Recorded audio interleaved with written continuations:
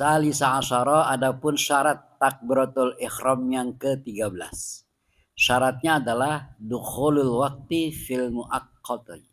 Fil muaqqati yaitu syaratnya lah telah masuknya waktu pada sholat yang punya waktu. Nah, jadi ketika sholat yang punya waktu udah pasti dia harus masuknya waktu. Waktu kapan? Ya waktu sholat itu. Nah, sawaun kana fardon aw naflan. Baik sholat itu adalah sholat fardu maupun sholat nafal, sholat sunnah. Jadi umpamanya dia sholat takbiratul ihram, sholatnya itu belum masuk waktu, maka sholatnya tidak sah. Begitu ya. Jadi syaratnya itu harus telah masuk waktu. Nah sekarang seperti sholat jenazah. Sholat jenazah kapan masuk waktu sholat jenazah? Sementara sholat jenazah itu adalah fardu. Tapi jenisnya fardu kifayah gitu ya. Tapi itu fardu juga kan. Nah kapan dia waktu masuk sholatnya? Nah untuk sholat jenazah masuk waktu sholatnya ketika jenazah telah selesai dimandikan. Ya, setelah selesai dimandikan. Nah, selanjutnya dikafanin dah. Tapi dimandikan itu sebagai dasar telah masuk waktu. Kalau sudah dimandikan, otomatis sudah dikafankan. Jadi ketika jenazah sudah dimandikan, lalu dia dikafankan. Nah, kalau begitu disitulah telah masuk waktu sholat jenazah, gitu ya. Karena kan sholat jenazah itu kan sholat yang mempunyai sebab. Artinya sebab ada orang mati, maka muncullah hukum sholat jenazah gitu.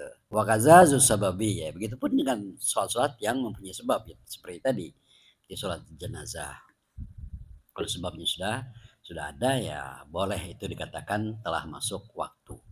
Nah itulah syarat-syarat takbiratul ihram yang ke-13. Syaratnya adalah telah masuk waktu pada sholat yang punya waktu atau sholat yang punya sebab gitu. Nah kemudian yang berikutnya ar-rabi'a asyarah yang ke-14 iqa'uha halal istiqbal haitsu syaratnahu. Jadi ar-rabi' adapun yang ke-14 syarat takbiratul ihram yang ke-14 iqa'uha.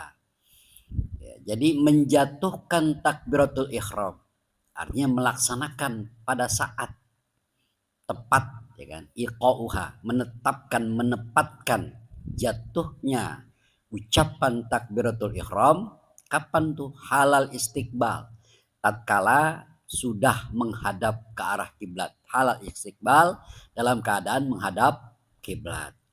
Apanya menghadap kiblat? Ya dadanya. Karena yang jadi ukuran menghadap kiblat itu bukan wajah tetapi dada seseorang gitu ya. Ketika dadanya sudah siap menghadap kiblat, maka disitulah sah takbiratul ihram diucapkan. Kalau belum masih menghadap kiri kanan udah takbir aja ya, itu nggak sah. Itu syarat ya. Hayu syaratna tatkala kami semua menyaratkan ini ya. Artinya ada ulama yang menjadikan syarat menghadap kiblat itu sebagai syarat takbiratul ihram. Jadi berdiri dulu dengan tegap menghadap ke arah kiblat, udah anteng, cakep dah menghadap kiblatnya bener ya. Tegak, lurus, dah baru takbir. Allahu Akbar gitu ya, takbir. Itu syarat yang ke-14. Nah, wal khamisa asyara dan adapun syarat yang ke-15. Syarat yang ke-15 agar takbiratul ihram kita di dalam sholat, baik sholat fardu maupun sholat nafal atau nafal mutlak, sholat sunnah. Nah syaratnya adalah an la yakhilla atau yukhilla boleh juga. An la yukhilla tidak ada yang merusak. Ayub sida yang merusak biharfin min hurufiha dengan satu huruf ya, pada satu huruf min hurufiha dari huruf-huruf takbiratul ihram dari huruf-huruf Allahu Akbar. Jadi tidak ada tuh yang merusak ya. Jadi kalau alif ya sebutkan alif. Alif, lam sebutkan lam, ha sebutkan ha gede, akbar ya sebutkan akbar gitu kan. Jadi jangan sampai kita merusak huruf atau menambah huruf. Seperti Allahu Akbar, banyak panjang ya nggak bisa. Karena akbar, baknya dibaca panjang itu nama sebuah bedug, bedug besar. Bedug besar namanya akbar gitu. Makanya kalau kita azan tuh jangan sampai Allahu Akbar, Allahu Akbar. Nah itu salah itu. Kebanyakan ada orang begitu. Jadi baknya dipanjangin Allahu Akbar, Allahu Akbar. Gitu, salah. Allahu Akbar, Allahu Akbar. Ya bar itu. Jangan bar. Kalau dibaca bar gitu ya salah. Kenapa? Karena akbar adalah nama bedug, nama sebuah nama untuk bedug, bedug gendang, bedug besar seperti itu. Akbar, bedug atau gendang besar yang pukulannya itu satu, bukan dua, kiri kanan enggak, satu aja, kayak gendang biasa gitu. Yang satu enggak ada kulitnya. Namanya akbar gitu. Itu ya. Jadi jangan sampai kita keliru tuh. Kalau keliru bagaimana? Enggak sah. Gitu. Itu aja lah.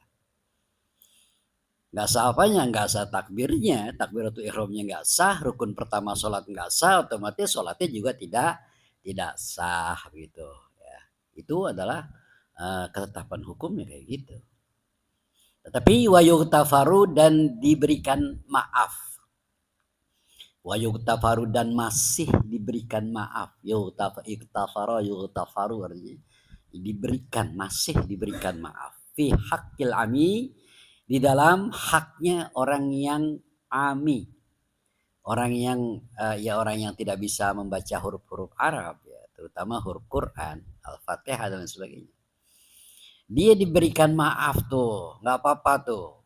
Seorang ami, seorang yang tidak bisa baca, artinya nggak cakap di dalam mengucapkan huruf-huruf iya, diberikan itu, maunya dia pelo atau dia cadel atau bagaimana gitu ya. Ibdalu hamzatin, mengganti huruf hamzah, akbaru yaitu mengganti huruf hamzahnya lafaz akbar.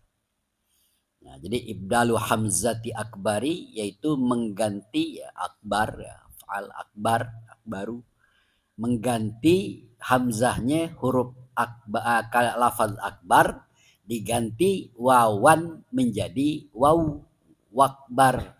Allahu Akbar, bukan Allahu Akbar tetapi Allahu Akbar. Nah, itu kan salah itu. Tapi kalau memang dia itu memang ami, orang yang tidak cakap di dalam mengucapkan huruf-huruf hijaiyah, huruf-huruf Al-Qur'an, itu di maaf, nggak apa-apa. Tapi kalau memangnya bagi orang yang cakap, orang yang bisa menyebutkan akbar, nah itu ya nggak boleh. Kalau dia cakep bagus pengucapan akbar, dia mengucap ini Allahu Akbar.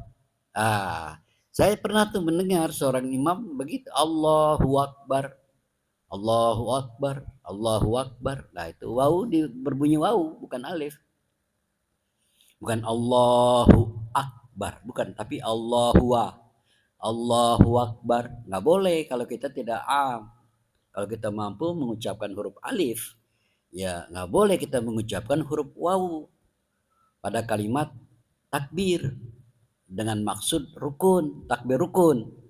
Ya, Allahu Akbar. Ya. Takbir kan macam-macam, ada takbir rukun dalam sholat, gitu kan. Ya, juga nanti ada semacam takbir mursal, takbir muqayyad di dalam Idul Fitri, Idul Adha, gitulah ya. Nah, ada takbir intikal dalam perpindahan rukun dari satu rukun ke rukun lain, ya gitu. Takbir banyak macam-macam. Nah, jadi gimana tuh? Jadi ya nggak bisa. Atau kafnya itu di kol-kolah. Allahu Akbar. Nah, itu salah juga. Nggak bisa begitu. Kalau kita tahu ya. Makanya belajar wajib. Allahu Akbar. Nah, itu salah. Allahu Akbar, salah juga. Enggak, salahnya karena dia tidak bisa baca apa-apaan nih. Salahnya apa, dia tidak mampu mengucapkan lafaz-lafaz Arab, mengucapkan huruf-huruf hijaiyah atau bagaimana. Dia nggak ngerti, nggak paham, bodoh, nggak belajar. Kalau begitu bagaimana? Sama, nggak bisa, tetap aja nggak sah. Kecuali memang dari sononya emang lidahnya ilat, lidahnya begitu, ya nggak apa-apa dah, diterima. Tapi nggak boleh jadi imam sholat. Nggak bisa orang mau jadi imam sholat. Jadi nggak bisa mengucapkan huruf alif. Dia ucapkan huruf waw gitu kan. Allahu Akbar. Jadi imam nggak bisa. Asalnya emang udah nggak bisa dia ngomong alif. Allahu Akbar nggak bisa dia. Allahu Akbar nggak bisa. Yang bisa benar. Allahu Akbar. Akhirnya jadi imam. Ya nggak sah. Nggak bisa orang menjadi imam. Dia mesti sholat sendiri atau menjadi makmum. Begitu ya. Apa Dahu Sarqawi menjelaskan akan hal itu oleh Imam Sarqawi.